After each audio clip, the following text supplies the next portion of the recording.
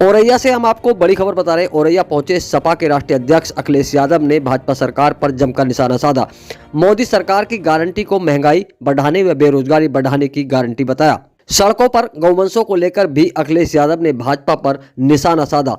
2024 का चुनाव लोकतंत्र बचाने का भी चुनाव, यह भी अखिलेश यादव ने कहा। उत्तर प्रदेश में पुलिस के पास गए तो आपकी जेब खाली करा लेगी पुलिस, यह भी अखिलेश यादव ने कहा। 3 राज्यों में बीजेपी सरकार बनने पर भी दिया बयान। औरैया के एरवा कटरा में निजी कार्यक्रम में पहुंचे थे अखिलेश यादव। 2024 के चुनाव को लेकर समाजवादी पार्टी किस तरीके से तैयारी में लगी हुई है? देखिए, 2024 का चुनाव लोकतंत्र बचाने का चुनाव है। मैं ये दावे के साथ कह सकता हूँ कि बीजेपी की जो गारंटी है वो महंगाई बढ़ाने की गारंटी है। बीजेपी जो गारंटी देती है वो बेरोजगारी बढ़ाने की गारंटी देती है। बीजेपी की सरकार जब से आई है तब से अन्याय हो रहा है और उसकी गारंटी है। बीजेपी की गारंटी है कि सड़क पर ट्रैफिक इंस्पेक्टर से ज़्यादा सांड दिखाई देंगे। बीजेपी की गारंटी है किसी भी गौशाला में चले जाओ, उसके आसपास खोद के देख लो, अगर आपको गाय माँ दबी न दिखाई दे दें। बीजेपी की गारंटी है कि गंगा मैया साफ नहीं होंगी। बीजेपी की गारंटी है कि बिजली महंगी होगी। बीजेपी की गारंटी है कि घर घर बेरोजगार बैठे हैं। बीजेपी की गारंटी है कि बिजली महंगी आएगी। और तुम्हें कितनी गारंटी बताऊं मैं? 2000 इस समय जो है 3 राज्यों के चुनाव के नतीजों को आप किस तरीके से देखते हैं? ये बीजेपी को और बीजेपी के लोगों को चिंता का विषय है। ये बीजेपी से लेकर के तमाम समीक्षा करने वाले लोग ये कह रहे हैं कि ये परिवर्तन का वोट पड़ा है, सत्ता को हटाने का वोट पड़ा है। और अगर सत्ता को हटाने का वोट आज प्रदेश स्तर पे पड़ा है तो 24 में चुनाव सत्ता हटाने के लिए फिर पड़ेगा वोट।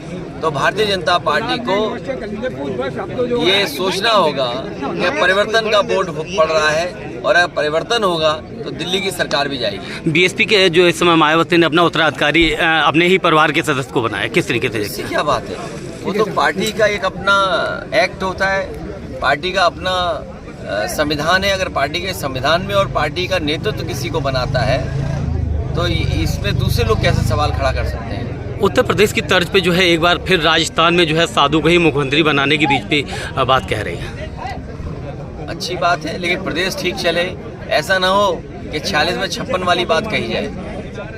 और अगर पूछा जाए कि 46 में 56 क्यों कहा तो वो सूची आज भी जारी नहीं है। और उत्तर प्रदेश में बड़ा बड़ा निवेश का सपना दिखाया था, जमीन पर क्या पहुंचा?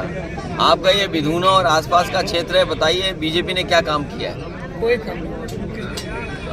वही धारा 370 को लेकर सुप्रीम कोर्ट की जो है एक और जो है गाइडलाइंस सुप्रीम कोर्ट का फैसला आ गया तो अब कोई उस पर सवाल नहीं खड़ा कर सकता। कानून व्यवस्था को लेकर किस तरीके से आप देखें? कानून व्यवस्था तो ऐसा है कि अगर आप पुलिस के पास गए तो आपकी जेब खाली करा लेगी और ऊपर से लाठी पड़ेगी वो अलग से।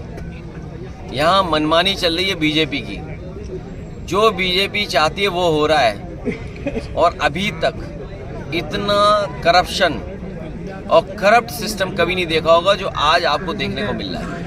वहीं मध्य प्रदेश में समाजवादी पार्टी और कांग्रेस का गठबंधन टूटा था, क्या उत्तर प्रदेश में गठबंधन रहेगा? अब वो बात खत्म हो गई है। अब भविष्य में कैसे रणनीति बने और कैसे दल साथ आए, बीजेपी का कैसे मुकाबला किया जाए, उस दिशा में समाजवादी लोग काम करेंगे। एनडीए गठबंधन और इंडिया गठबंधन की अगर बात करें तो हमारा एक नया गठबंधन है पीडीए जी, और इंडिया गठबंधन को कैसे और मजबूत करें, और पीडीए असली गठबंधन है। और